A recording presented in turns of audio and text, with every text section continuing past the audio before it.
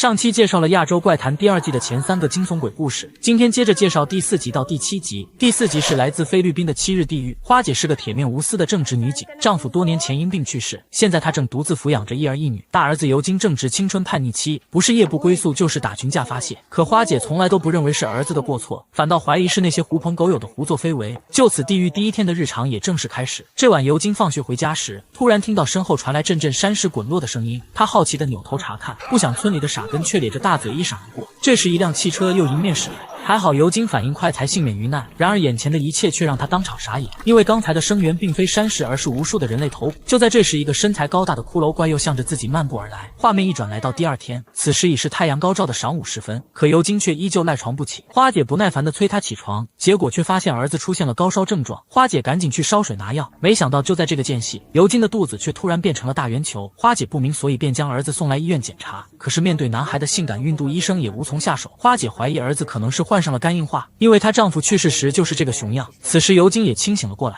她不停呼喊母亲，可对方却一个劲的抛媚眼，好像被魔化一样。尤金害怕的闭上眼，等他再睁开眼时，母亲和医生却全部消失，取而代之的则是无数黑鬼手和骷髅怪的阵阵嘶吼。尤金再次闭上双眼逃避，直到4周安静下来，他才睁开眼。可这次病房里却出现了很多病人，看着眼前的这些恐怖画面，尤金本能的大声尖叫，原来刚才的一切都是他的幻觉。这时花姐和医生也闻声跑来安抚，然而恢复平静的尤金却说自己仿佛掉进了万丈深渊，现在只想以死解千愁。花姐赶紧让他闭嘴，并声称一切都会好起来。转眼来到第3天，尤金的状况依旧没有好转。花姐和同事眼镜说起了死去的丈夫，丈夫因长期酗酒导致肝硬化而死，但他并不像尤金这样恶化的如此之快，所以花姐觉得儿子并非肝硬化，但医生到现在也没查出具体是什么病。就在这时，花姐的妹妹正好来到医院，她一看到尤金就拽出手指进行比对，再加上这个凸起的巨型体9度，妹妹认为尤金并非身患恶疾，而是遭到了某人的诅咒和报复，所以现在必须去找巫医解救。可花姐并不相信这种鬼神之说，但是事已至此，她也只得被迫妥协。在妹妹的带领下，他们来到了一处农家小院，看到这里高朋满座的长龙队伍，花姐那颗焦虑的心也踏实了很多。就这样3人一直等到了傍晚时分。不得不说，这个盲眼巫医真是牛叉，仅通过手机上的照片就感应到了尤金现在的处境。他说有人对尤金下了恶毒诅咒，现在必须尽快离开医院，不然最多只能活7天。花姐一听慌了神，急忙询问破解大法。巫医表示，想要对症下药就必须知晓下咒者的意图，于是他便以花姐的身体做媒介开始占卜。一阵乱七八糟的咒语过后，盲眼巫医好似感应到了什么，他急忙让儿子拿来护身符。就在护身符与花姐触碰的刹那，那个神秘的施咒者也随即有了反应，他急忙采取应对措施与之隔空斗法，但很快他就因技不如人被女巫医一通折磨。女巫医则趁机追问对方的名字和下咒原因，可对方就是一个字也不肯说，反而借花姐之口警告他不要多管闲事。最终施咒者因无法忍受剧痛晕死了过去，而清醒过来的花姐也对刚才之事毫无印象，只知道一个劲的向巫医打听儿子的情况。女巫医说尤金已被一个男巫师诅咒，虽然对方比较厉害，但自己还是会竭尽所能。说完便将那块护身符交给了花姐，让她给尤金带上暂时保命。除此之外，还必须马上把尤金带到这里当面解咒。然而花姐刚回到医院就被主治医生叫到一边，他们通过检查发现尤金得了一种恶性肝癌，已经到了无法救治的地步，与其在这里霸占床位，还不如早点回家等死。就这样，花姐被迫将儿子接回了家，但是作为一个母亲，她不甘心儿子就这样英年早逝，所以现在只要有一线希望，她都不想放过。这时她突然想到了那天的巫医，于是便将巫医送的护身符带在了尤金身上。没想到奇迹竟来得如此之快，只是一眨眼的功夫，尤金就从无精打采的活死人变成了有说有笑的正常人。转眼已来到患病的第5天，虽然尤金的状态有所好转，但大肚子却是越来越性感。因为护身符的神奇特效，花姐相信了巫医大佬的真本事。就在她带着儿子再次登门拜访时，女巫医却不幸因病去世。巫医的儿子认为母亲的死并非偶然，而是来自施咒者的恶意报复。现在想要救尤金，就必须去找塞尔索。塞尔索是母亲的师傅，专治各种疑难杂症。此时的塞尔索正住在树林深处修身养性，他本不想救治这位远道而来的病人，但听说是徒弟介绍而来，才勉强答应。他先将草药敷在尤金的肚脐上，再用玻璃瓶将其扣住，用力拍打肚皮。很快那些污秽之物就从肚脐眼钻了出来，而这便是施咒者对尤金下的诅咒。但尤金为何会和施咒者结下仇恨呢？老巫医说，这就需要问你的宝贝儿子了，施咒者肯定不会无故害人。花姐听后却满不在乎，直言尤金就是个好孩子，不可能犯罪，如果真犯罪定会送他进监狱。老巫医听后没有继续追问，而是告诉花姐让尤金虔诚道歉，只有得到对方原谅才会彻底康复，否则终将难逃一死。在老巫医的治疗下，尤金的肚子明显变小，花姐希望儿子主动承认错误，化解这段恩怨，可尤金就是一个字也不说。晚上花姐给尤金收拾衣服时，无意间找到一部陌生手机，她以为儿子偷了人家的手机，就以捡到手机为由随便拨通了一个号码询问机主姓名，没想到却被告知机主伊莎贝尔早已死去。另一边施咒者因没有收到尤金的忏悔，又开始了施法念咒，很快尤金的肚子就变成了巨型圆球，身体也俨然一块腐肉，吸引来了各类飞虫鸟兽。一转眼已是下周的第6天，花姐也从同事那里打听到了伊莎贝尔的事，对方死于一起性侵谋杀案。虽然警方还在努力寻找嫌疑人，但他的父亲却不想继续追究，因为他已通过法术知晓了背后真凶，现在他要用自己的方法为女儿报仇，而女孩的父亲就是那个老巫医。此时花姐才有所醒悟，她意识到尤金杀了伊莎贝尔，所以才遭来了老巫医的诅咒。于是花姐再次来到了老巫医家，而老巫医也说出了女儿的被杀经过。那晚伊莎贝尔准备回家时，突然遭到了尤金的霸王硬上弓，不想这时恰好有人经过，尤金赶忙将女孩掳到桥下躲避，可女孩却在求生欲的驱使下拼命挣扎，结果直接被尤金捂住口鼻窒息而死。但禽兽的尤金却不忘对尸体强行羞辱。说到这里，老巫医老泪纵横，花姐祈求老巫医放过尤金，可对方就是不松口，坚决要收尤金小命。花姐表示自己会让儿子接受法律制裁，但前提需要老巫医解除他身上的诅咒。老巫医才不信这些鬼话，发出阵阵嘲笑予以回应。花姐知道伎俩被识破，直接就掏出了手铐。她以自己家人受到威胁为由，将老人带回了警局兴师问罪，并让同事用武力逼他招供。可老巫医才不吃这一套，甚至还在监狱里做起了法事。与此同时，家中的尤金也在生死的边缘挣扎，没多久就变成了一具腐烂尸体。此时正好是尤金发病的第7天，而老巫医作为局长的救命恩人也被上级无罪释放，这让为花姐打抱不平的眼镜很是不满，怒斥老人手段下流不公正。老巫医却嘲笑着说道：Humihingi sila ng 20 mil para lang ituloy ang investigasyon sa kaso ng anak ko. Yun ba ang batas? Diyos nang bahala sa'yo. Handa ako sa kanya.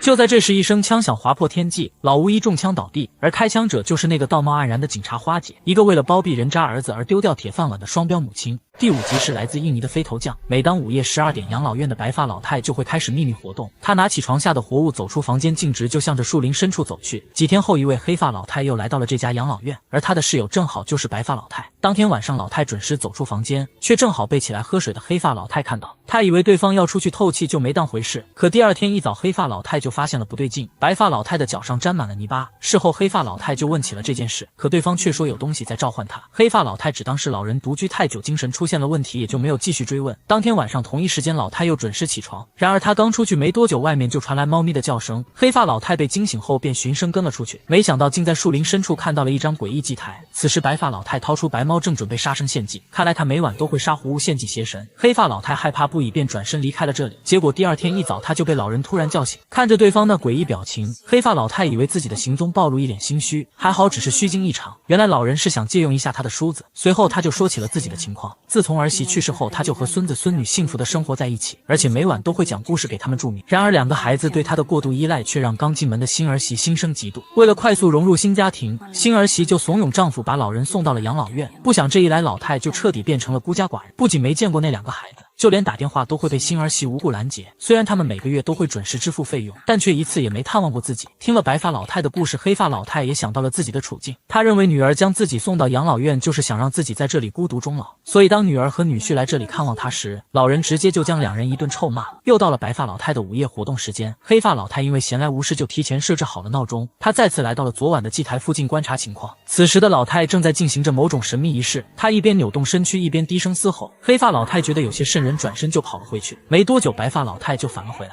值夜班的孕妇看到对方变成飞头鬼，害怕的瘫倒在地。等她再想起身时，飞头鬼早已来到跟前，仅用几秒就给孕妇做了一次免费人流。天亮后，孕妇被同事送去医院，老人们则3、5成群开始议论。他们认为孕妇的流产就是飞头鬼的祸害。据说飞头鬼的头必须在日出前接回身体，否则就必须靠人帮他把头接回去。这时只要抓住飞头鬼的头，不给他复位，飞头鬼就会帮你实现一个愿望。原来这里的老人都知道白发老太做法仪式，所以他们猜测白发老太就是飞头鬼。为了验证这一点，3个老太就决定将白发老太的夜间活动拍下来。可就在当晚准备行动时，其他2个老太却死活不出来。无奈之下，黑发老太只得独自偷拍。这次她亲眼看到了飞头鬼的诞生。天一亮，黑发老太就拿着成品找到了2老太，没想到2人看到恐怖画面后却开始退缩，可黑发老太却不管不顾，坚决要抓住白发老太的头为民除害。但今天正好是圣诞节，黑发老太以为女儿会接自己回家，结果等的花都谢了也没等见。黑发老太见养老院只剩她和白发老太2人，便拿出视频追问对方做法吃人一事。白发老太表示自己每晚吃人就是为了补充能量，然后飞到家里给2个孩子讲故事。黑发老太听到这也谈及到了自己的家庭，原来她也曾是个幸福的单亲母亲，和女儿相依为命数十年，但是女婿的出现却让女儿离自己越来越远。她现在唯一的愿望就是让女儿重回身边。黑发老太认为2人的处境差不多，都是为了重拾自己的挚爱，但是绝对不能为了完成私欲而伤害他人。可白发老太却说没人能阻挡她和孩子相见。很快又到了午夜12点，白发老太按时来到了祭坛前做法变身。黑发老太感觉时间差不多，便来到树林守株待兔，因为她要抓住老太的头完成一个心愿。另一边，老太为了见孩子又找到了一个男孩补充能量。等她看完孩子回来与身体对接时，却被等待多时的黑发老太一把揪住。黑发老太示意她帮自己杀死女婿，把女儿夺回来。与此同时，女儿女婿正连夜开车赶往养老院。虽然女婿身体不适，但他还是认为圣诞节有必要把老人接回家团聚。没想到刚开到半路，就听到车窗外传来阵阵奇怪声响。女婿赶紧下车查看，结果直接被白发老太咬成了植物人。同时，女儿也被恐怖人头当场吓晕了过去。当她再醒来时，已来到医院。母亲满心欢喜地守在床边，还得意地炫耀女婿住进了重症监护室。现在母女又可以生活在一起，完全不需要其他男人介入。此时，女儿也意识到了问题所在，原来这次事故都是母亲在幕后使坏。她怒斥母亲就是个不可理喻的神经病，因为女婿为了让老人住得更舒服，不仅拿出了私房钱为他2次装修，还给他安排了一个高级养老院暂时居住。女儿对老人的畸形母爱很是失望，而老太也因误会太深伤了女婿而内疚。她认为这一切都是白发老太惹的祸，于是就拿出匕首想要杀死他。此时白发老太正对着祭坛上的邪灵倾诉，因为昨晚她看望2个孩子时，本想给他们一个爱的拥抱，不想2娃却被自己的怪异身体当场吓晕，现在他们已将自己看成了怪物。白发老太祈求邪神帮自己弥补过错。就在这时，黑发老太冲进树林，直接就将匕首刺进了对方身体，但白发老太并不想死，她求助邪灵帮自己扭转乾坤，而邪灵也不负众望，迅速给出回应。白发老太收到指示，来到黑发老太面前，拔出匕首后猛地刺向对方，最终2个老人全都瘫倒在地。这时天空电闪雷鸣，邪灵也开始了恐怖的黑魔法。天亮后，黑发老太从床上醒来，看着毫发无损的身体，她露出一丝鬼笑，因为2个老太的灵魂早已被邪神互换。现在白发老太不仅可以用全新的面孔去见儿孙，还会被黑发老太的女儿当成亲妈接回新家，尽享天伦之乐。第6集是来自新加坡的鬼儿子。农历7月15这天早上，家家户户都在烧香祭拜，可调皮的阿伟却偷偷将祭坛前的香烛装进了口袋。不知情的母亲花姐赶紧拉起儿子，并叮嘱他不要乱碰那些7月的东西，却不知阿伟早已和一个小鬼结识。这天阿伟在音乐室练习竖笛时，突然一只手搭了过来，而他就是那个神秘小鬼，长相也和阿伟甚是相似，唯一不同的就是那双阴冷眼睛。小鬼将阿伟带到楼顶一起玩耍，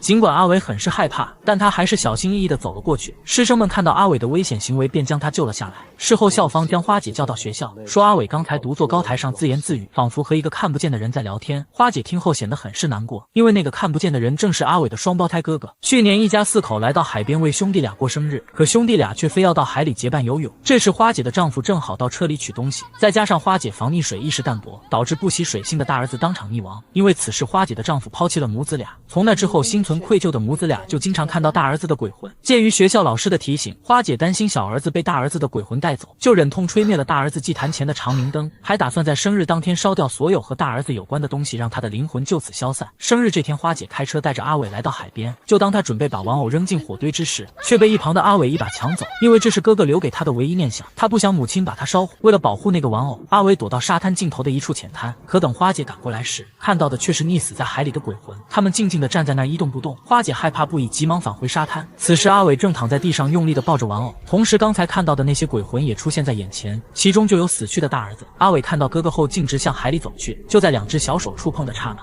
却被花姐及时拉拽了回去。这时花姐的丈夫也正好赶到了这里，花姐让丈夫把小儿子抱上岸，并将剩下的玩具全部烧毁，她则重新走进大海，投进了大儿子的怀抱。因为花姐觉得大儿子一个人太孤单，自己应该好好去陪他。就在她准备被大儿子带走时，大儿子却松开了花姐的双手，因为他不想做一个自私的鬼娃。他劝母亲回到家人身边，自己则永远地消失在了茫茫大海之中。随着大儿子的释然和离开，这个不完美的3口之家也幸福合体。第7集是来自马来西亚的邪魔人偶，它是亚洲怪谈第2季中最稀缺的资源，因为网上发布的全是前6集的内容，根本就没有第7集，但某办显示的却是共7集。至于第7集为何没有普及网络，个人感觉很可能是出品方的一种营销手段。好在如此稀缺的资源还是被我挖了出来。现在开始第7集的剧情解说。女孩小花是个月薪2000的保姆，每天的工作不是洗衣做饭就是东转西转。男主人胡子哥是个富足的官2代，可他却不满现状，一心只想站在权力的制高点。为了完成心愿光宗耀祖，他昼夜不分地拉拢关系，扩展人脉，就连妻子叫他打野战都都会被无情拒绝。但是作为一个懂女人的真男人，胡子哥并不想伤妻子的心，于是他趁着妻子回房的间隙偷偷来到厨房。他先是将鸡胸肉剁成块状置于锅中，接着在前后倒入玉米面、白面、鸡蛋覆盖，然后再将特制小草人掺入其中，最后再扎破手指当玻璃棒均匀搅拌。就这样，一道色香味俱全的美食就大功告成。下一秒，一只长满毛发的黑手就顺着气味伸了出来，他一头扎进锅中享受美食。很快，那个怪物就变成了胡子哥的模样。没想到这一过程却全被小花看在眼里，他害怕的返回房间躲避，而吃饱喝足的怪物也开始了自己的工作。他先是帮胡子哥通过电话蛊惑那些不支持他的选民，然后再替胡子哥伺候那个独守空房的妻子。饥渴难耐的妻子毫无察觉，很快就被麻醉的全身酥软。小保姆听到喘息声，着迷的来到扩音器前倾听，他以为这是夫妻两人在秘密行事，却不知这竟是怪物给他的神秘暗示。深夜，胡子哥的妻子美美的睡了过去，而那个怪物也现出了原形。此时，胡子哥正在为即将到来的成功和父亲的一项举杯欢庆。然而，酣畅淋漓的夜生活并不能完全满足妻子的欲望，他还想和胡子哥外出玩游，共享二人世界。可胡子哥根本没有那个闲心，对他来说，权力才是自己的唯一追求。这天晚上，小花突然听到扩音器里传来奇怪声响，她好奇地凑近查看，没想到灯光却全部熄灭，同时神秘力量也蠢蠢欲动。他一边在小花耳边用魔音蛊惑，一边玩弄小花的乌黑秀发。小花害怕不已，大声尖叫，可声音却怎么也发不出来。